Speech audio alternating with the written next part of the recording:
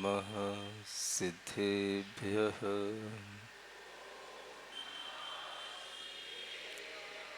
ॐ नमः सिद्धेभ्यः।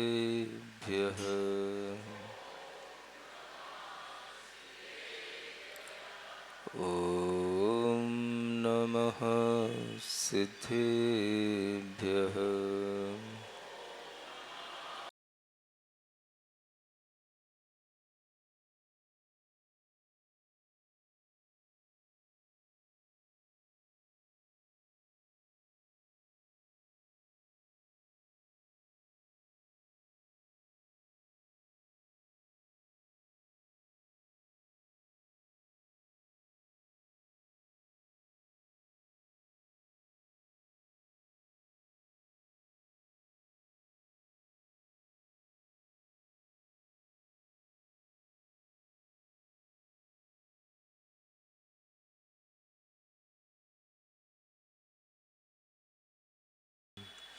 अनंतानंत सिद्ध परमेष्टि भगवान की, देवादिदेव आदिम तीर्थंकर श्री ऋषभनाथ भगवान की, वर्तमान शासन नायक श्री वर्धमान महावीर भगवान की, परम पूज्य आचार्य गुरुवर श्री विद्यासागर जी महाराज की।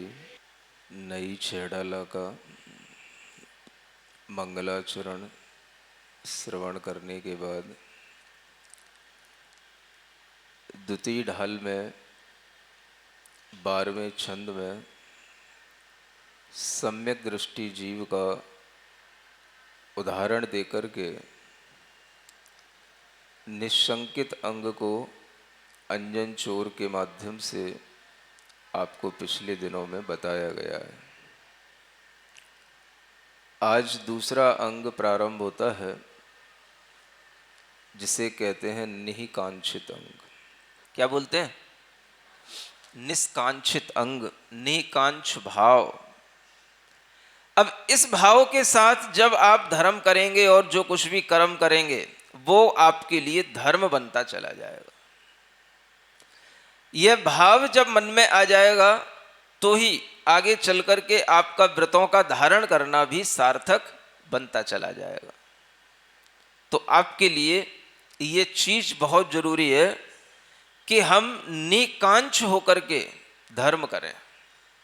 धार्मिक जीव विशेष रूप से चाहता है कि मुझे और अधिक अगर धर्म की वृद्धि होगी तो किसी ना किसी विशेष तिथि पर, विशेष पर्वों पर धर्म करने से होगी।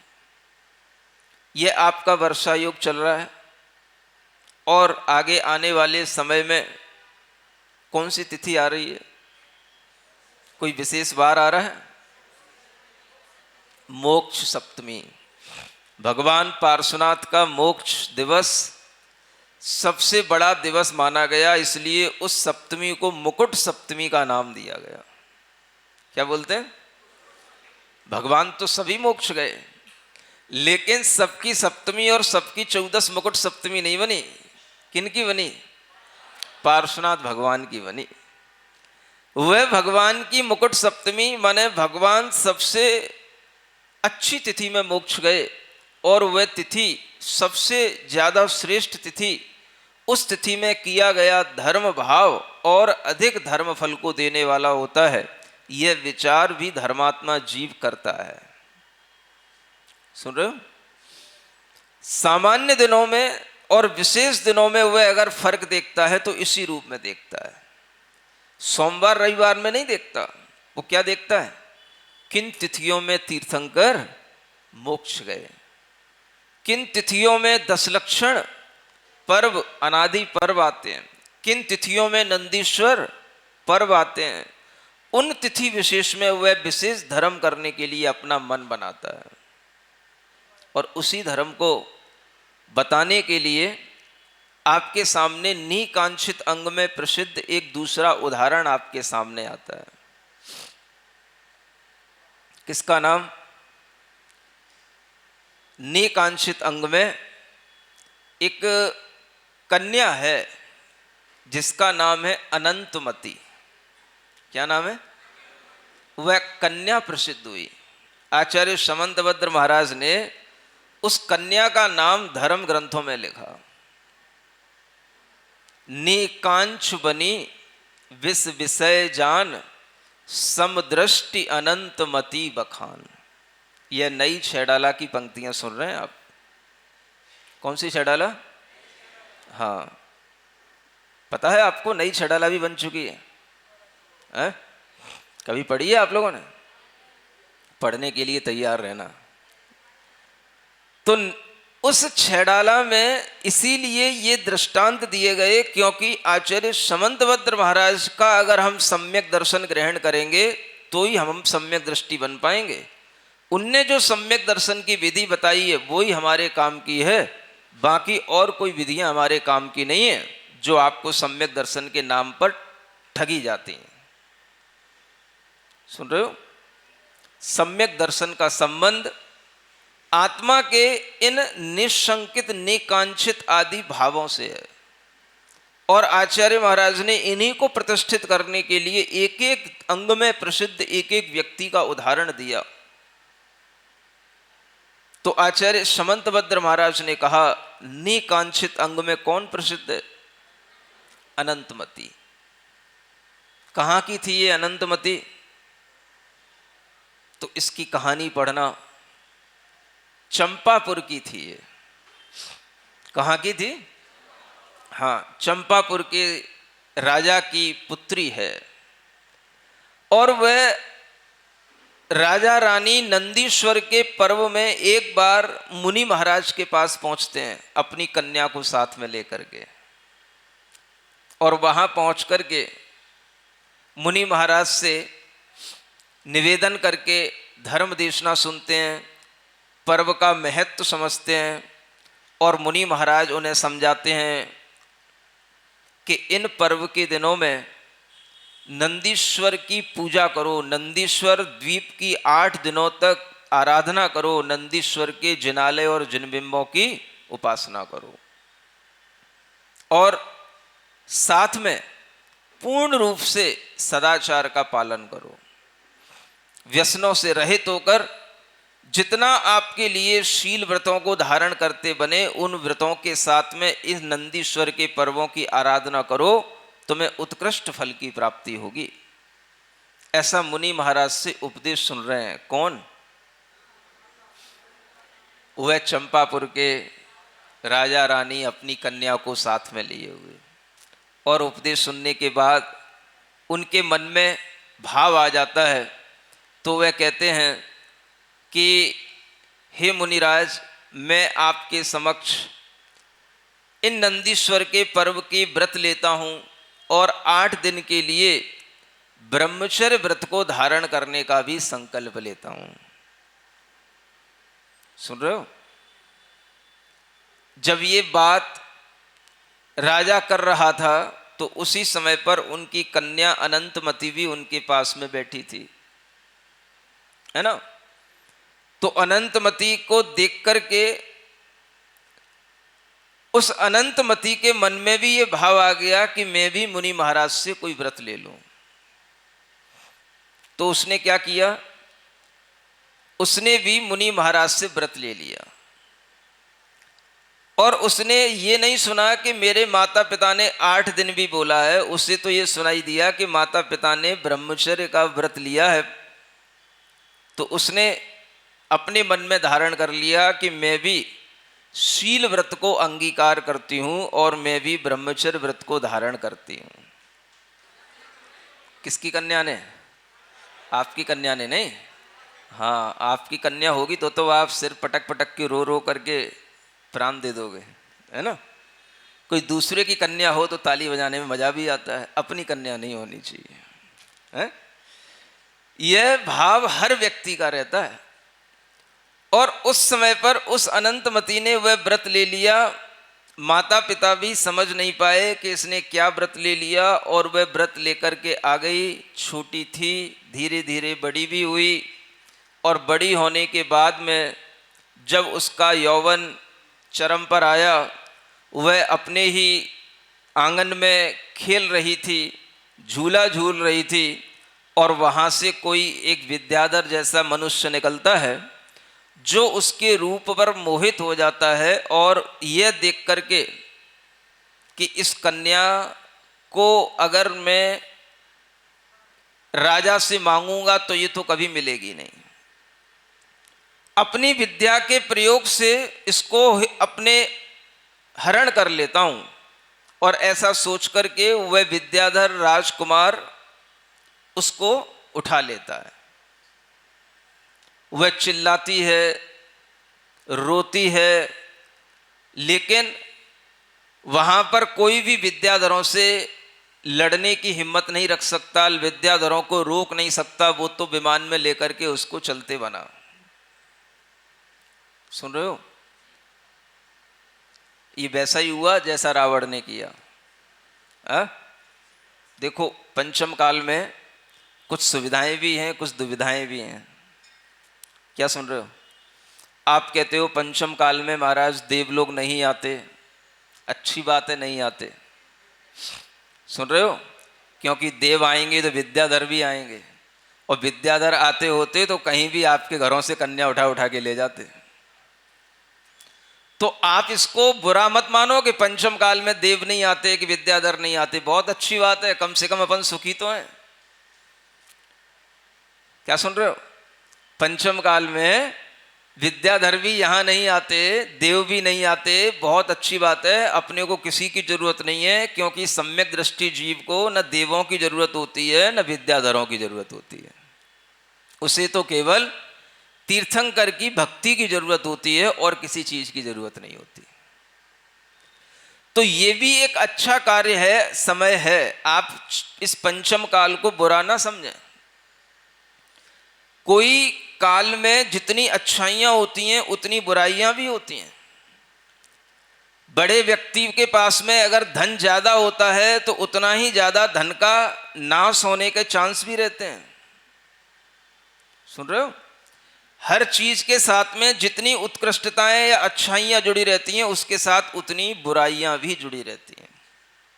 तो पंचम काल में आप सोचते हो देवलोग आते जाते नहीं दिखते, नंदीश्वर में जाते दिखते तो हमारे अंदर सम्यक दर्शन बढ़ जाता। अच्छी बात है, नहीं दिखते कि जहां देव जाते हैं वहां विद्याधर भी जाते हैं। और विद्याधर आते जाते होते तो तुम्हारी कन्याओं को ही चांदनी चौक से जब उनको अच्छा आता से उठा के ले जाते। सुन रहे हो? तो अच्छी बात है ना। ये तो कभी सोचा ही नहीं था तुमने। जब भी कभी किसी भी समय की या किसी भी वस्तु की या व्यक्ति की हम कोई अच्छाइयां देखते हैं और हम ये सोचते हैं कि ये अच्छाइयां हैं, तो उस समय पर भी कोई बुराइयां होती हैं। और जिस समय पर हम कोई बुराइयां देखते हैं कि भाई कमियां हैं, उसमें भी कुछ अच्छाइयां होती हैं, और हम उन अच्छाइयों को देख करके भी अपने आप को पॉजिटिव बनाए रख सकते हैं। सुन रहे हो? तो बताओ पंचम काल अच्छा है कि नहीं? चतुर्थ काल ही अच्छा होता है क्या? है? पंचम काल भी अच्छा है कि नहीं? चतुर्थ काल में मुनि महाराज कभी भी आते हैं जाते हैं तो वो भी ऊपर चारण रिद्धिधारी आकाशगामिनी होकर के निकल जाते हैं। समझ आ रहा है? चतुर्थ काल में कोई भी मुनि महाराज ये चांदनी चौक में आके चतुर्मास नहीं करते। ये तो पंचम काल है सो कर रहे हैं। नहीं समझ में आ रहा? वो तो ऊपर से ही उड़ते हुए निकल करके चले जाते। वो इस तरह से ऐसे भीड़ भरे स्थानों में चातुर्मास कहां कर सकते हैं? समझ में आ रहा है? तो चतुर्थ काल में आपको कभी भी ऐसे मुनि महाराजों के ना उपदेश सुनने को मिल सकते, ना ऐसे चातुर्मास में आपको दर्शन मिल सकते। ये पंचम काल की बलिहारी है, जो आपको पंचम काल में घर बैठे चांदनी चौक में मुनि महाराज के दर्शन भी मिल रहे और प्रवचन भी मिल रहे और समय पर मिल रहे।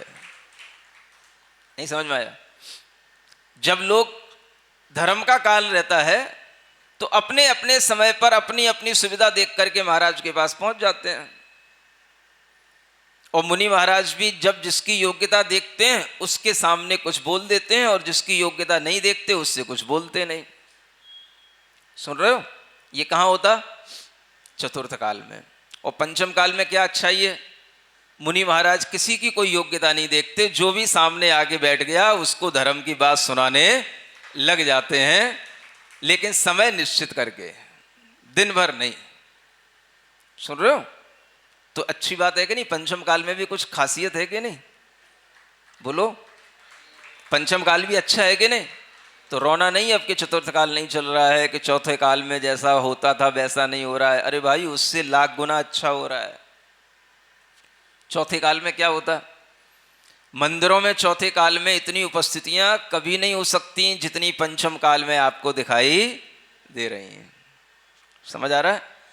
तो यह सब अपनी सोच के ऊपर रहता है कि हम काल के लिए भी बुरा सोच रहे हैं, किसी भी व्यक्ति या वस्तु के लिए भी बुरा सोच रहे हैं। ये हमारी अपनी सोच होती है। हर समय पर कुछ ना कुछ अच्छाइयां होती हैं अगर हमारे अंदर धर्म करने का भाव होता है तो देखो, उस अनंतमती को वह विद्याधर उठा के ले गया, और वो विद्याधर राजा, वो भी विवाहित था, अपने विमान में उसे ले जा रहा था। संयोग की बात कि उसी की स्त्री, उसी की पत्नी सामने से उसे आती दिखाई दी। सुन रहे हो? अब क्या होगा?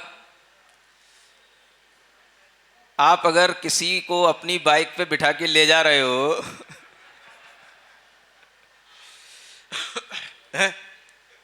और आपकी पत्नी सामने आ जाए तो क्या हालत होगी आपकी, बताओ? बाइक कहीं डगमगाएगी, बाइक गिरेगी, कि आप गिरोगे, कि जो पीछे बैठा है वो गिरेगा? कुछ तो गिरेगा। सुन रहे हो? बताओ तो, आपको डर लगता है कि नहीं अपनी पत्नियों से भी? हैं? बोल ही नहीं रहे कोई भी।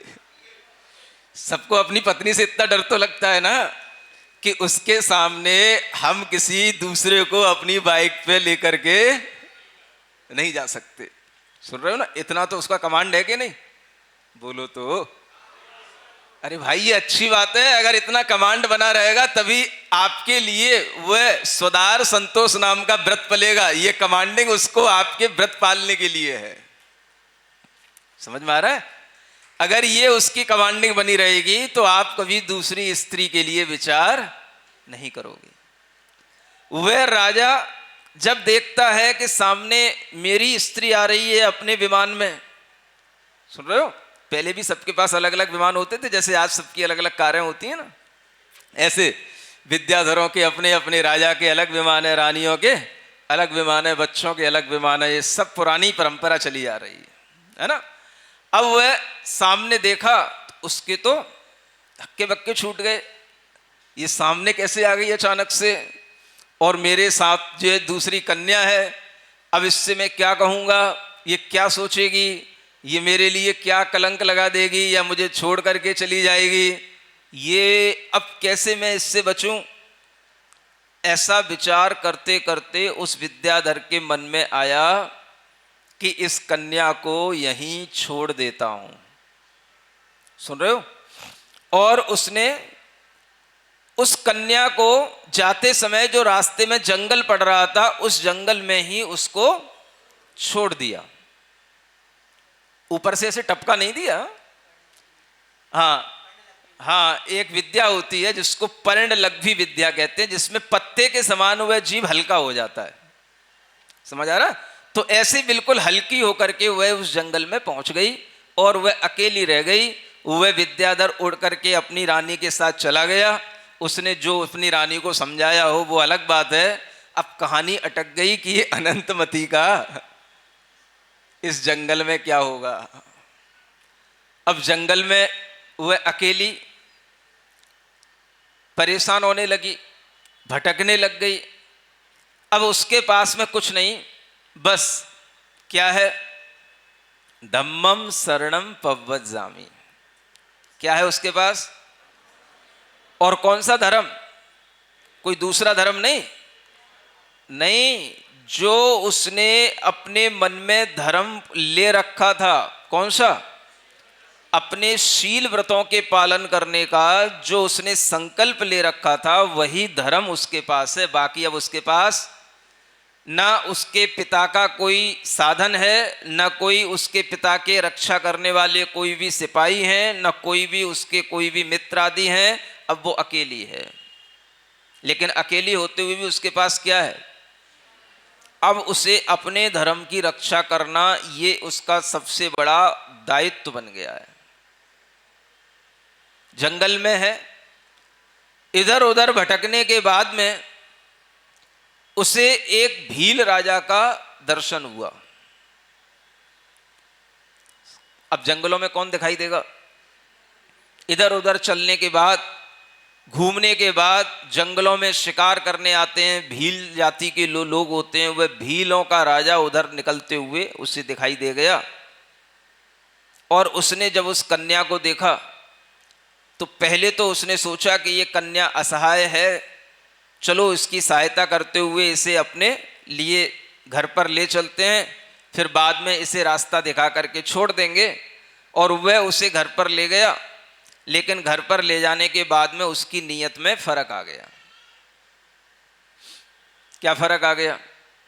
उसके मन में विचार आ गया, ऐसी सुंदर कन्या मुझे फिर कहाँ मिलेगी। तो उसने उसके सामने प्रस्ताव रख दिया। क्या प्रस्ताव रख दिया? विवाह का प्रस्ताव रख दिया। मैं तुझे अपनी रानी बनाना चाहता हूं। लेकिन उस कन्या का तो व्रत था। अब वो भील क्या समझे कि व्रत क्या होता है, शील क्या होता है। जब उसने उससे कहा कि नहीं, ये तो संभव ही नहीं है, क्योंकि मेरा व्रत है, मेरा शील व्रत है और यही मेरा धर्म है, मैं इसको नहीं छोड़ सकती। चाहे तुम मुझे जंगल में फिर से छोड़ दो, मुझे वो मंजूर है, लेकिन मैं अपना ये व्रत नहीं छोड़ सकती।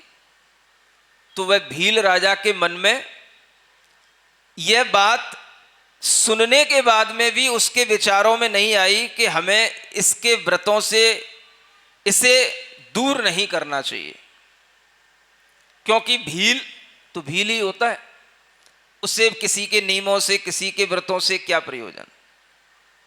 और उसने अपने मन में जो भाव आ गया उसी को बनाए रखते हुए उससे यह जबरदस्ती करने की इच्छा की कि नहीं, तुझे मेरी रानी बनना ही पड़ेगा। सुन रहे हो ना? अब क्या हो सकता है, कभी कभी जंगलों में भी कोई ऐसे देव आदि होते हैं जो धर्मात्मा जीवों की रक्षा करने के लिए उपस्थित हो जाते हैं। सुन रहे हो? बोलो तो, किसकी रक्षा? जिनके पास अपना कोई धर्म होता है, अपना कोई व्रत होता है, उनकी रक्षा भी अनेक बार देव लोग कर लेते हैं। लेकिन वह कब करते हैं? जब विकट परिस्थिति हो और व्यक्ति ने धर्म न छोड़ा हो, तब वह अपने आप जहां कहीं भी होंगे अपने आप आपकी रक्षा करने के लिए तत्पर हो जाएंगे। ये घटनाएं आपने पुराण ग्रंथों में अनेक और सुनी होंगी। उन्हें वन रक्षक देव कहते हैं, वन देवी कहते हैं उन्हें। उस भील के द्वारा जब ये जबरदस्ती का भाव उस अनंतमती के साथ किया गया, तो उस समय पर वह वन देवी अचानक से प्रकट हो गई और एक बिजली की तरह उसके भील के सामने आकर के कौंधी, और वह भील गिर पड़ा, मूर्छित हो गया, और वह अनंतमती को वह वहां से निकलने का, जाने का एक मौका मिल गया, और देवी ने उसे रक्षा करके आगे तक का रास्ता दिखा दिया। किसने रक्षा की? देवी ने नहीं की। यही तो समस्या है। आपको तो बस कोई ना कोई मिलना चाहिए कि बस अगर उसकी रक्षा देवी ने की तो हम भी किसी देवी को ढूंढें। देवी को ढूंढ करके आप उनके चरणों में कितनी भी चढ़ौती चढ़ाओगे, उससे कोई रक्षा करने के लिए आपका वो कभी मन नहीं बना सकती कोई देवी। आप समझो वस्तु स्थिति को, क्या कह रहा हूं मैं। जब आपके ऊपर संकट हो लेकिन आपने अपना धर्म न छोड़ा हो, कौन सा धर्म?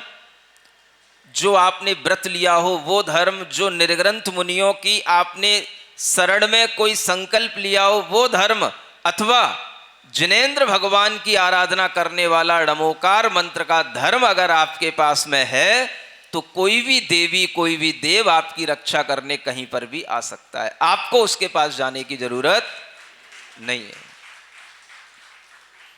जो देव और देवियों के चक्कर लगाएगा, उनके पास जाएगा, उनकी तरफ तो देवी देवता ढूंढते ही नहीं, देखते ही नहीं। समझ में आ रहा है? वो तो उन्हें अज्ञानी समझ करके उनकी कभी चिंता करते ही नहीं, और जो उनके पैर घिसे जाएगा उनके लिए तो कभी देवी देवता रक्षा करेंगे ही नहीं। क्यों नहीं करेंगे? क्योंकि इन्हें पता है ये तो लोभी है, लालची है, मेरे पैर इसलिए घिस रहा है, अपना माथा मेरे पैरों पे इसलिए घिस रहा है, ये लोभी है, लालची है, स्वार्थी है, संसार की इच्छाएं करने वाला है, इसकी इच्छा कभी पूर्ति मैं तो नहीं करूंगी। कोई भी देवी कोई भी देव कभी किसी भी व्यक्ति की लालसाएं इच्छाएं कभी पूरी नहीं कर सकता। अगर कभी आप संकट में पड़े हैं तो आपकी लिए रक्षा देव देवी करने तब आएगा जब आप देवी को ना बुला रहे हो। किसको बुला रहे हो? नमो अरिहंताड़म, तीर्थंकर भगवान की आराधना में आप लगे हो, पंच परमेष्ठी की आराधना में आप लगे हो, तो देव और देवी आपके धर्म की रक्षा करने के लिए आपके पास आ जाएगा और आपको संकट से बचा ले जाएगा। समझ में आ रहा है? ये समझ आ जाए तो मिथ्या दर्शन से सम्यक दर्शन हो जाए, बस इतनी सी समझ आ जाए आपको। नहीं समझ आ रहा? क्या आ रहा? मिथ्या दर्शन और सम्यक दर्शन में इतना ही अंतर है। दुनिया में सब कुछ है आपके समक्ष, लेकिन आपकी बुद्धि कहां है, क्या सोच करके काम कर रही है, आपकी बुद्धि किधर झुक रही है, इसी से आपके मिथ्यात्व और सम्यक्त्व का निर्णय होता है। तो मिथ्या दृष्टि जीव हमेशा देव देवियों की चक्कर लगाता है, उनकी सिद्धियों में उनकी स्तुतियों में पड़ा रहता है, और वह कभी भी तीर्थंकर भगवान की ओर नहीं देखता, क्योंकि उसे पता है मेरी इच्छा कौन पूरी करेगा। उसकी इच्छाएं कभी पूरी नहीं होती, क्योंकि कोई देव देवी पंचम काल में किसी भी व्यक्ति की इच्छाएं पूरी करने के लिए कभी उत्सुक होते ही नहीं, उन्हें मतलब ही नहीं तुम्हारे से। तो वह समय तुम्हारी बुद्धि के अनुसार सब मिथ्यात्व में जा रहा है। तुम्हारी रक्षा अगर कभी कोई करेगा तो आप पुराण ग्रंथों में पढ़ लेना, सीता की अग्नि परीक्षा होते हुए, अग्नि में प्रवेश करते हुए रक्षा किसने की? बोलो। वो ऊपर से देव जा रहे थे, महाराज उनने कर दी। उसकी रक्षा देवों ने नहीं की, उसकी रक्षा भी उसी के शील व्रत ने की, उसी के धर्म ने की, और वह रक्षा करने के लिए देवता आकस्मिक उपस्थित हो सकते हैं अगर आपके नियम में, आपके संकल्प में और तीर्थंकरों के प्रति भक्ति में आपकी दृढ़ता है, तो देव आपके सामने आकर के आपको संकट से दूर ले जा सकते हैं। इसका नाम है सम्यक दृष्टि जीव की विचारधारा। सुन रहे हो? वह अनंतमती जंगल में चिल्लाई नहीं कि कोई देव कोई देवी मेरी रक्षा करे आकर के, कोई देव देवी का अर्घ नहीं चढ़ाया उसने। उसने तो जिन मुनि महाराज से संकल्प लिया था उनको याद किया, और अरिहंत सिद्ध करते हुए बस मेरे धर्म की रक्षा हो, मेरे धर्म की रक्षा हो, इतना भाव करती रही, और उसके धर्म की रक्षा करने के लिए वह वन देवी उसे रक्षा कराकर उसे आगे का रास्ता दिखा दी। सुन रहे हो? धर्मात्मा जीवों पर संकट आते रहते हैं और आना भी चाहिए। धर्मात्मा जीवों पर संकट आते हैं तभी वह अपने धर्म को और दृढ़ बनाते हैं। अधर्मात्माओं के ऊपर संकट इसीलिए नहीं आते क्योंकि उनके लिए धर्म है ही नहीं। तो जितने भी संकट आएंगे वो किस पर आएंगे? वो धर्मात्मा जीवों पर आते हैं।